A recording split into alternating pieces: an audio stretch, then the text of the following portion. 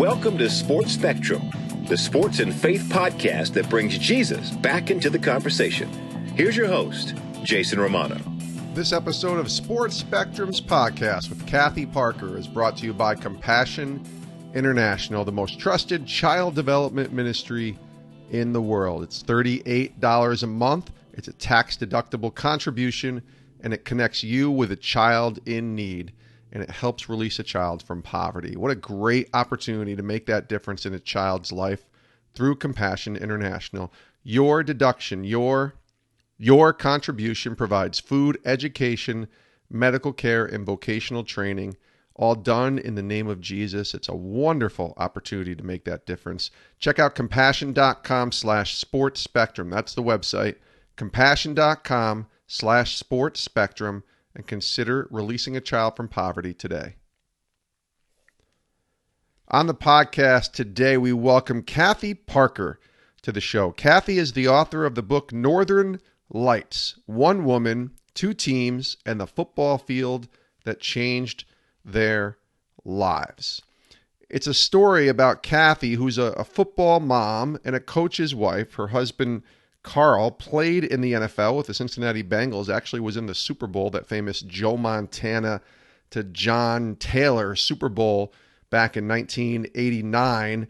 And Cathy was watching ESPN one morning, and it changed everything when she happened to be watching a show called Outside the Lines and an ESPN feature on the Barrow Whalers, the only high school football program above the Arctic Circle in Barrow, Alaska. Where is Barrow, Alaska? Well, it is legitimately in the middle of nowhere. It's an isolated community, and it's insane. The climate, the weather, the community, it's just, it's nuts. I was looking at the weather forecast there recently.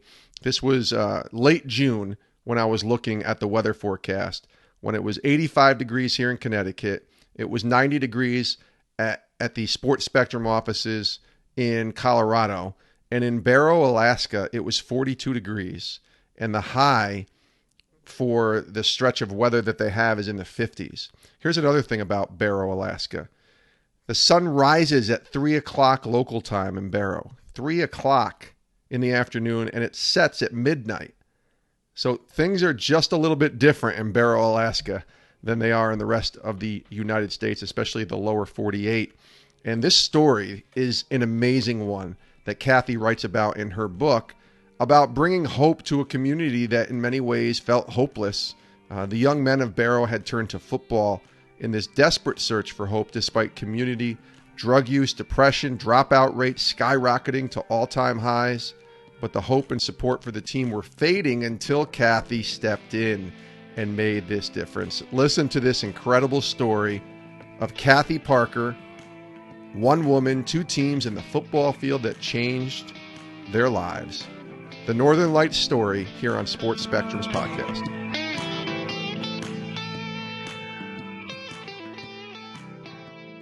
I'm very excited to be joined here on Sports Spectrum by Cathy Parker. She is the author of the book Northern Lights, One Woman, Two Teams, and the Football Field That Changed Their Lives. And that one woman is Cathy. We welcome Cathy to the podcast. Hi, Cathy.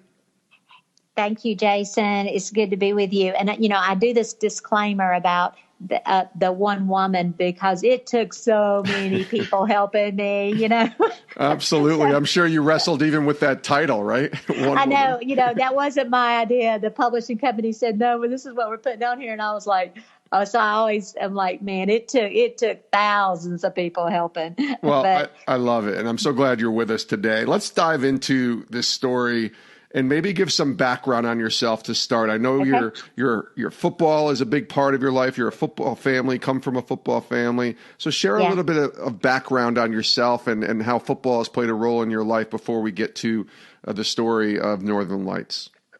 Yes.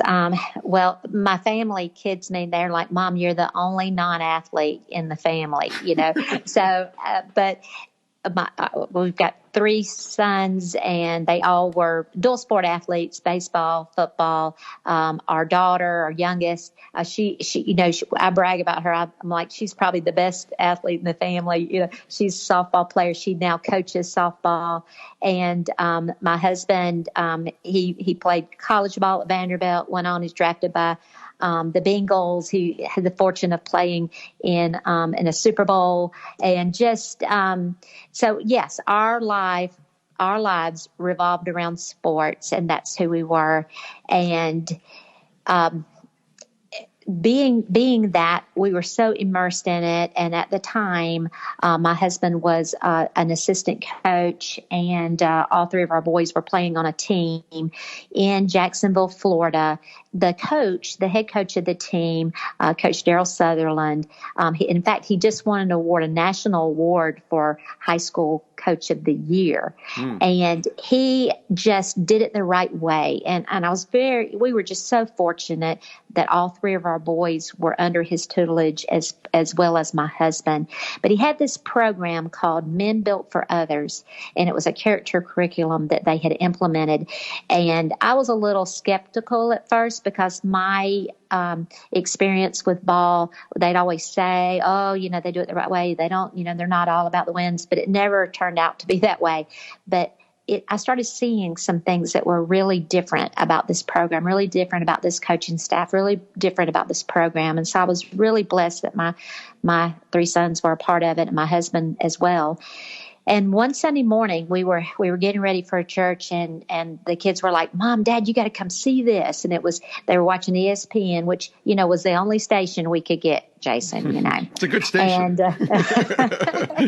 And they were watching Outside the Lines, and it was about the struggling community in the most northern American settlement, Barrow, Alaska, and how they had implemented a football program as a tool to keep kids in school. They had done a survey asking the kids. They had been allotted some money by the state as an initiative to build attendance, and they'd ask the kids, what would you like? What would keep you in school? And be attractive to you. And overwhelmingly, the kids said, we want a football program. Well, it did help that Larry Zonka, Hall of Famer, Miami Dolphin, Larry Zonka had been up there and talked. He had a hunting and fishing show that was airing in that area, and he had talked to the kids in an assembly and told them about growing up on a farm and about about playing football.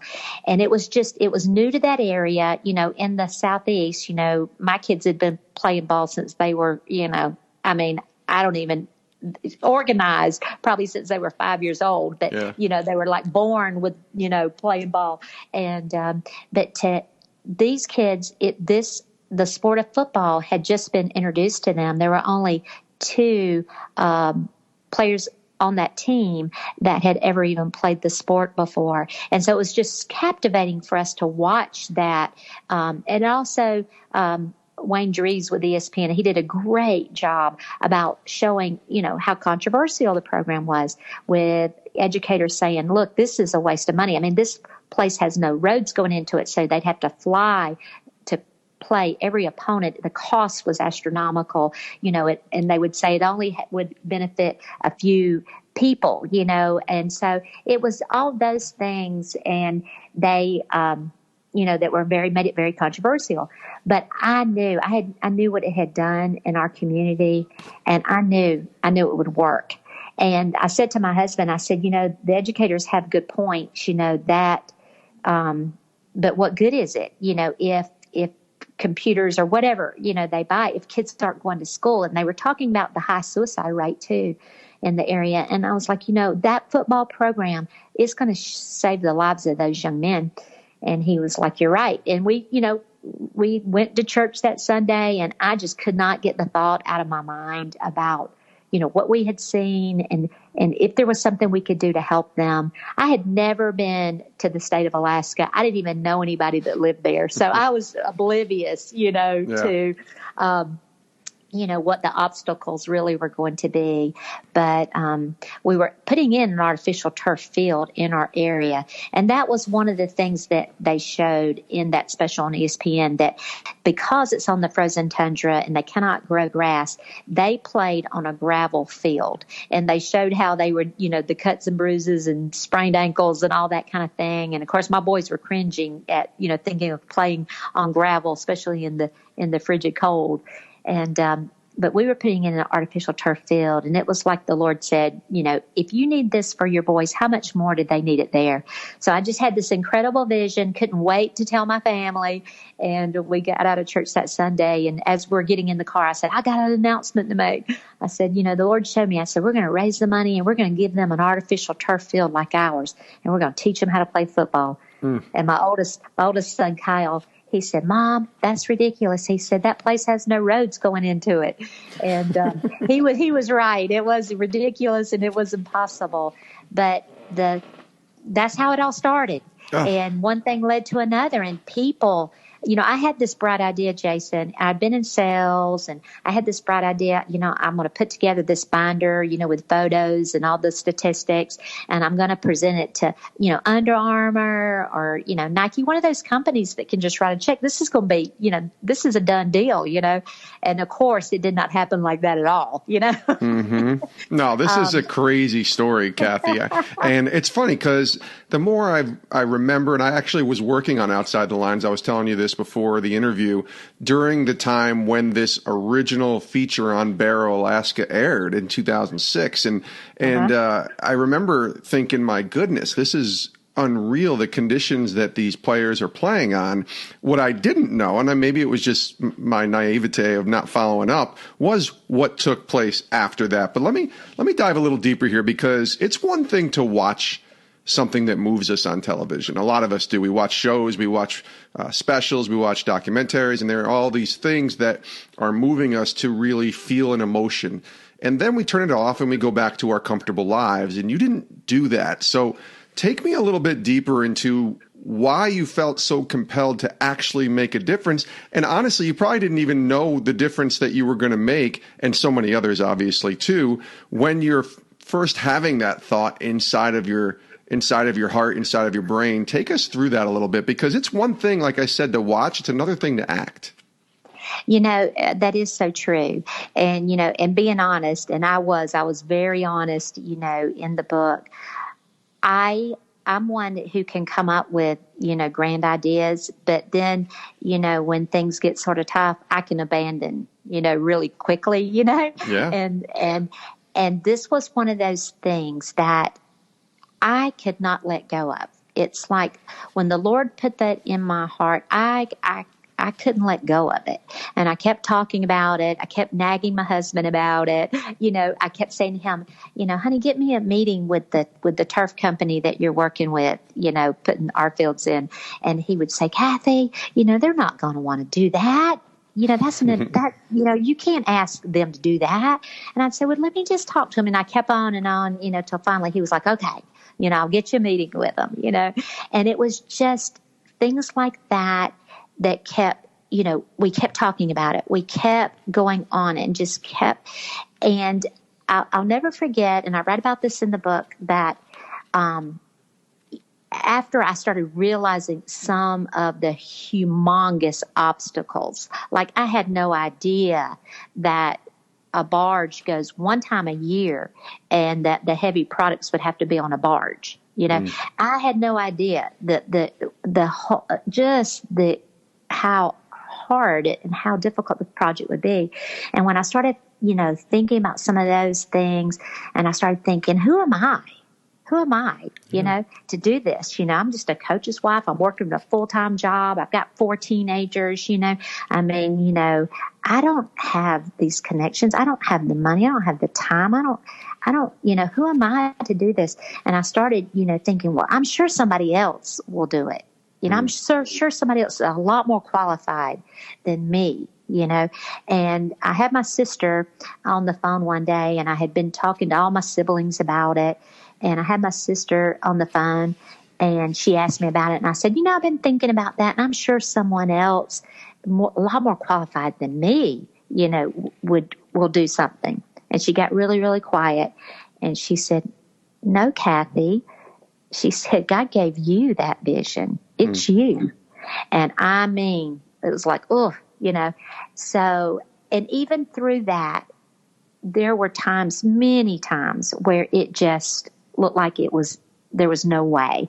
Products got, they made it they made it into the state of Alaska. And then the last leg, the military, we had met with generals in with the National Guard, and they had training missions going into that area, and they were going to help us with that last leg of the products, and it fell through. And there were just so many things that it looked like it couldn't happen. Just time after time after time, and I could, one miracle would happen, and then the next thing it would just be, an obstacle would come, and I would be like, I don't know how this is going to happen. And those were the kind of things that, man, the faith that it took. And one of the times I talk in the book about the products getting into the state and about everything falling through and the products being stranded several hundred miles. And we were out of time. And the installers for the field were already there, but with no products. And my husband, he was like, Cathy, you just have to sometimes realize that you've done the best you can do and it can't be done. But that was when faith had really kicked in. And it was like, okay, God, if you gave me the vision for it, then you're going to give me enough faith to see it through. And you know what? You gave it to me. So it might not look like we think it's going to look. And that's the thing. A lot of times when we start off on something and it doesn't happen like the way we think, we're like, well, but it might not, God didn't do things like we do. He doesn't especially do things like I think he should sometimes. Yeah. And, but it was just one of those things that only God could do it. Only God could do. And I think that's why some of the obstacles were so monumental is only we could give glory only to God for it because man couldn't do it. Yeah. Cathy Parker is our guest here on Sports Spectrum. She's the author of the new book, Northern Lights, One Woman, Two Teams in the Football Field That Changed Their Lives. I want to ask you about Barrow, Alaska. I mean, that is, I don't think people really understand the conditions and life and what Barrow, Alaska is. Can you describe that and maybe take us to what you first saw when you got to Barrow and made that trip? Well, I started talking to a couple of the football moms, and I would talk to them a good bit on the phone. And I had never been to the state of Alaska, so I didn't know anything about the geography of the state. And I asked her about, moving to Barrow and you would think, you just, decide you want to move somewhere and you move. And she said, oh, Cathy, she said, only God brings people to Barrow. And I just remember thinking that as I was flying to Barrow, and Seattle, Washington was halfway. From Jacksonville, Seattle was halfway. And I can remember getting on that flight, and it is the last stop that Alaska Airlines makes. And I can remember thinking, she was so right. Only God brings people to Barrow. It is that isolated. In fact, my husband was reading to me the other day. They had the top 10 most isolated communities in the world. Now, we're talking about the bush. We're talking about the world. Yeah. And it was number 2. Oh, jeez. So that's how isolated it is. And for God to choose that community and choose me to help being all the way in Jacksonville, Florida, the other spectrum, of the United States, for over 4,000 miles away. But the community itself, Jason, is the people, when we got to know them, it's one of those things when you start doing something that you think you're doing for somebody, but then you end up getting so much more blessed than you even thought about blessing somebody. That's what happened with this.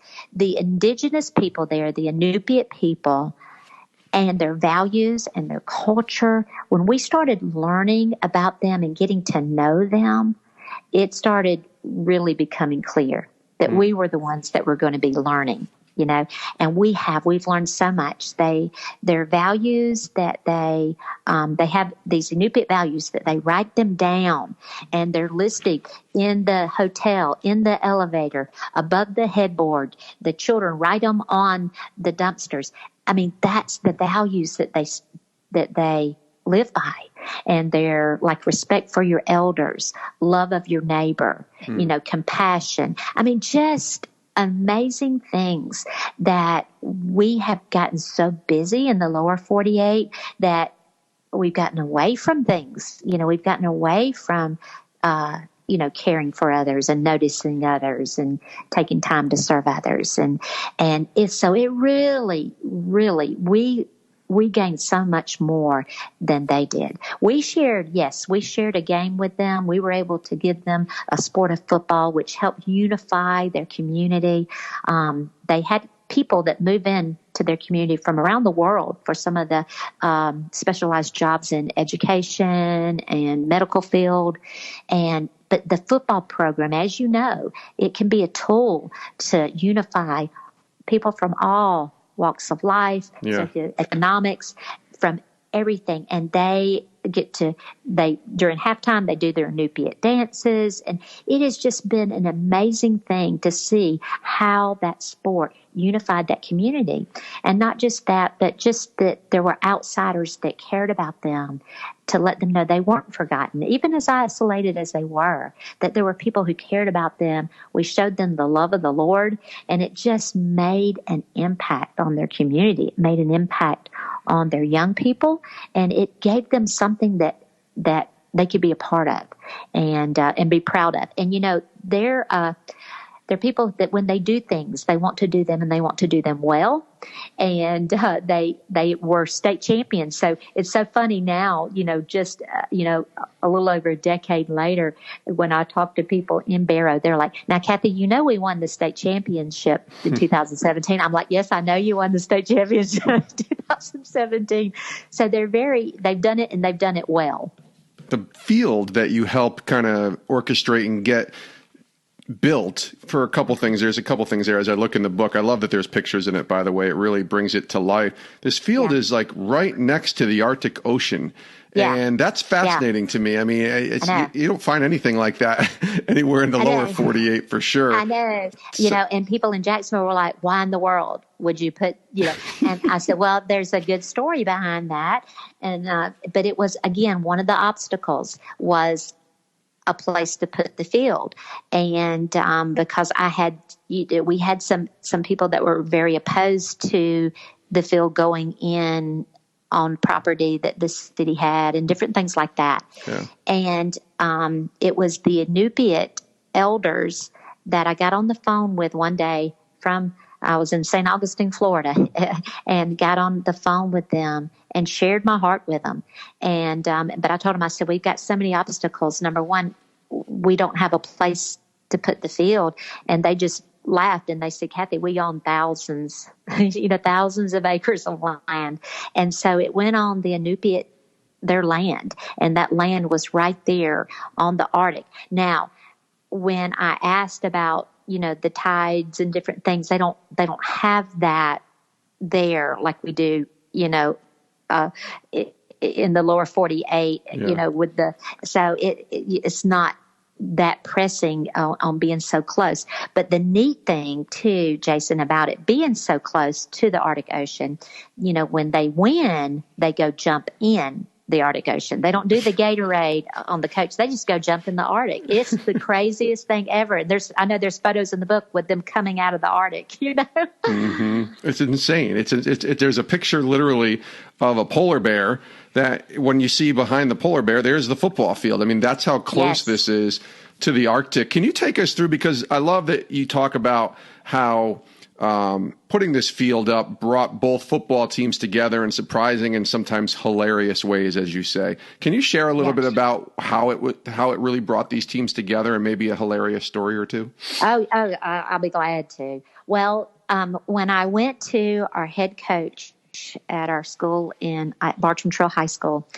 And I was, going to tell him what I wanted to do. He said, Cathy, he said, we've been teaching our young men over and over that they've been given their talent by God and that they need to share it and serve others. And he said, now you bring me this idea. He said, it's time to quit talking and start doing. And he said that, not only do we need to give them a field, but we need to bring their team. They need to stay in our homes and go through a training camp with us.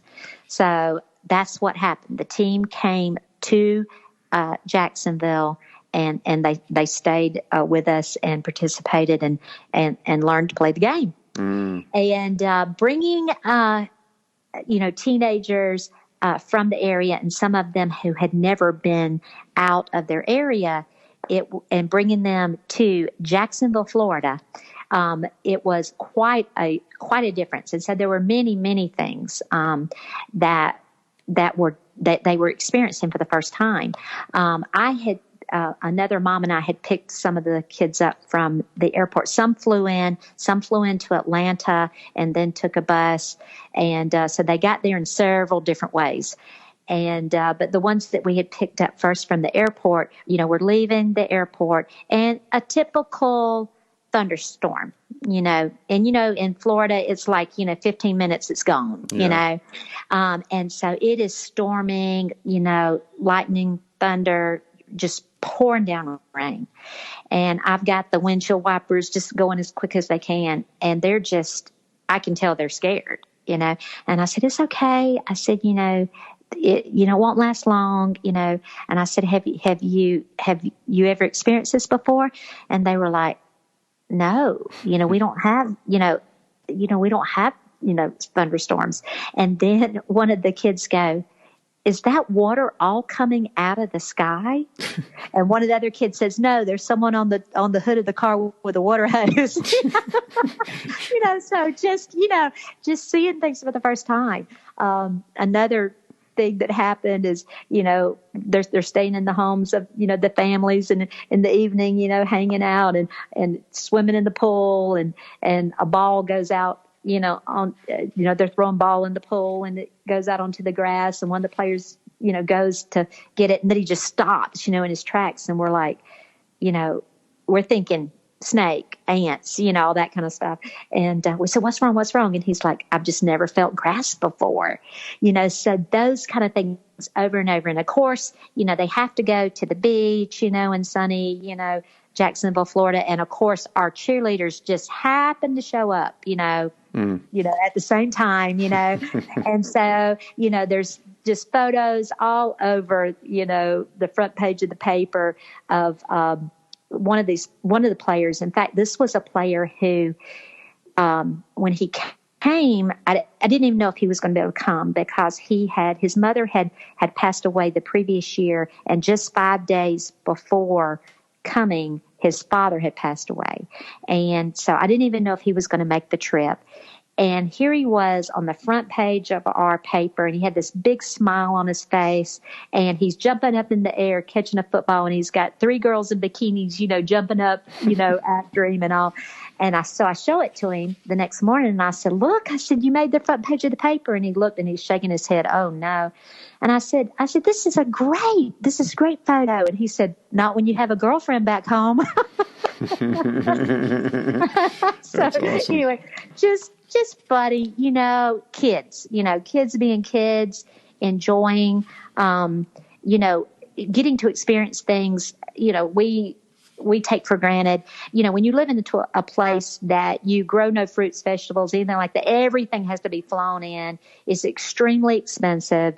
One of the host families, the mom was telling me, she was going to the grocery store, and she's like, do you like fruit? Do you like grapes? Have you ever had grapes? And they were like, well, our dad buys them for our mom, for her birthday, but only she can eat them, and we keep them in the freezer. And she said, well, we can, get as many grapes as you want. She said, do you want, which ones do you like, red or green? And they're like, they come in colors, Wow. So just, seeing that, kind of, where everything's accessible to us. And I think that was the thing. When I went there, And when, we took our team the next year, we took several of our players and went there to do a camp. We take for granted how accessible anything we want, is just accessible. But when you live in a place where everything has to be either flown in or come 1 year on a barge, it's just things aren't accessible. You just don't run down to the store and pick it up, you know. So that kind of thing was really neat to see, the difference in the two cultures. But then again, it didn't take long, and it was like, they were totally, bonded. Yeah. So it was just a neat experience. Cathy Parker is our guest here on Sports Spectrum. The book is called Northern Lights: One Woman, Two Teams, and the Football Field That Changed Their Lives. Let me ask you about faith, Cathy. This is a faith and sports podcast. Take us a little deeper into your walk with the Lord and kind of what you learned from God and saw from God, especially in the relationship with Christ and working through you during all this, because that's got to be one where it can either really strengthen your faith or it can really question everything you believe if this isn't happening in the way that you're envisioning it to happen. So take us a little deeper into the faith aspect of this. Jason, you're so right on that. It really pushed me to really see, who was I going to believe? Who was I going to trust? And I can remember, just the obstacles that we ran into. I remember we would have some just miraculous thing happen. And then the next day, another obstacle would come and I would be like, I don't know if this could happen. And I can remember being at work and just putting my head, when the elevator door closed and I was on the elevator by myself, I just put my head up against the elevator door and I said, Lord, I'm no better than the Israelites. I just experienced a miracle of all miracles. And then the next day I'm like, God, are you here? Do you love me? So just, it really, really stretched me. And then the thing that I don't think I was expecting, but it happened all over again, is when I started writing this book. When I wrote down what all happened and all these wonderful stories, and we turned it into the publisher, and they sent it back, and we want 3 more chapters, and we want to know your struggles, and we want to know what you went through, and what, I was like, well, I don't want to really tell my struggles, I don't really want to tell that, Yeah. But then just having to put yourself out there and expose yourself, expose things that, I dealt with depression. I dealt with, a marriage that was falling apart. I dealt with things God brought us through, but having to share that and having to open up about that. But a rewarding thing has been, I gave it to the Lord. There were times when I was like, you know what? I don't even know if I want to write this at all. And I just started praying. I was like, Lord, just help me to know. And the only thing I could get was, your life is not your own. And my husband said, Cathy, if we didn't have a good marriage now, we probably couldn't do it. He said, it's really going to help a lot of people. And to be able to put it all out there and to expose yourself and to let people in to know the good and the bad about you, because it'd be great to write a book if you only told the good things, Of course. But that's not being transparent. That's not being real. And to know that, yes, we had so many struggles. We didn't know if we were even going to make it, as a couple, but we did. And look what God did. And look what God used us to do. And look how God transformed us. It has been an experience that, I've had people say, look, I wish I'd had this earlier. I wish, or just, you're helping me to be able to walk through and have the faith to go on. That is what, exposure can do. It can, enlighten things. It gives the enemy no foothold on you, and just is able to let the Lord use you, use your story, use your struggles, for his glory. Yeah. And that is what I hope Northern Lights does. I hope that it really encourages people that they don't have to be perfect, that's not who the Lord looks for. He just looks for the ones who are obedient, the ones that he can use. Today, Cathy, here we are, 2019 now. You mentioned the Barrow team won the state championship in 2017, and they wanted to make sure that we all knew that they won the state championship in 2017. But tell us about today, the relationship you have with Barrow today, just staying in touch with them and kind of what that looks like, the state of the field, the teams, and where we are 2019, because I know, it's been a few years since that all took place. Yes. But tell us about today and how that's going. Well, we've had the privilege of going back several times.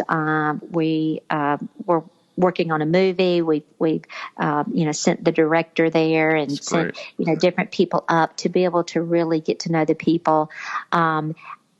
Right now they're having celebrations, and it's at the end of their whaling season where they're celebrating and doing just their culture is the neatest thing. So that relationship of being able to encourage one another, their families that are going through, things with sicknesses and different things. We get to pray together. We get to believe for one another. And it is just a great thing to have people all the way, as far as you can get and still be in the U.S., that you have a relationship with, that you love, and they've been extremely encouraging to us, and we've been able to do the same back to them. As far as their community goes, that sowing that seed of love and generosity has just boomed that community. It has just opened up a lot of exposure to them, to the rest of the U.S. They've gotten a lot of publicity through all kinds of sports media, and as well as the NFL Network did a 8-week series on them called Football Town that aired about 3 years ago. Yeah. And they've just had a lot of exposure on their culture and their traditions, and they've really entwined that into who they are, into something to be proud of. So that is the relationship we have with them today. And as we start with a movie that's based, on this story, we'll be able to go back a lot more and be able to really dive in and share that with the rest of the world, about these amazing people. And I look forward to that. That was one of the things that I never wanted to just sell this story and it be told by anyone any way they wanted. I wanted to have a lot of say-so in that. We've got a great team that's going to, the integrity of the people and their culture is going to be, at the utmost, of our concern, and be able to really highlight them to the rest of the world. So that is what we're hoping that a movie is going to do, that will be hopefully start filming this fall. Oh, that would be amazing. We'll keep an eye out for that. Again, the book is called Northern Lights, One Woman, Two Teams in the Football Field That Changed Their Lives. Cathy Parker has been our guest here on Sports Spectrum. Cathy, last question, as we ask all of our guests here on the podcast, I want to ask you where God has you today, the season of life that you're in, not necessarily regarding Barrow, but just for you yourself, Cathy Parker. What are you learning from God today? What is he teaching you? Well, a lot of changes going on from, being a first-time author to letting people into my life. And just having to trust the Lord, because it is scary. I'm leaving a full-time job and promoting a book, and, those things take a while. So I'm like, Lord, I'm having to trust you. I'm having to trust you. So I'm thankful that I'm in that situation where, it's not on my own. And I know that I don't do it on my own, in my own strength. My husband is a high school football coach, and we know that that's what God has called him to do. We know that we have a ministry there that is, just like any other kind of ministry. It is what God has put us. It's the skills that God has given him, and it will have a tremendous impact in the world. So just to be able to be focused on doing what God's called us to do today and to be obedient, and that's what we're trying to do. That's awesome. She is Cathy Parker. Again, the book, Northern Lights, One Woman, Two Teams, and the Football Field That Changed Their Lives. It's a lot of fun to read, and I enjoyed combing through it, and I'm just excited for people to get it. It released June 24th. It's a great story. Please pick it up. Cathy, thanks so much for being here on the show. Wish you nothing but the best. Thank you, Jason. I really appreciate and love telling the story, so thank you. Many thanks to Cathy Parker and the incredible story of her new book, Northern Lights, One Woman, Two Teams, and the Football Field That Changed Their Lives. Pick up the book now wherever books are sold, and you'll love hearing more about the story of Barrow, Alaska. Thanks to Cathy, and thanks to Compassion International for sponsoring this podcast. $38 a month, tax deductible, and an opportunity to make a difference in a child's life. For more information, go to compassion.com/sportsspectrum and sponsor a child today. Thanks so much for listening. Check out our website, sportsspectrum.com. Bookmark that site. And also, if this is the first time you've heard of Sports Spectrum's podcast, click that subscribe button on whatever app you're listening to us on, and never miss an episode of the Sports Spectrum podcast. Thanks for listening, and we'll see you next time. Have a great rest of your day. This is Sports Spectrum.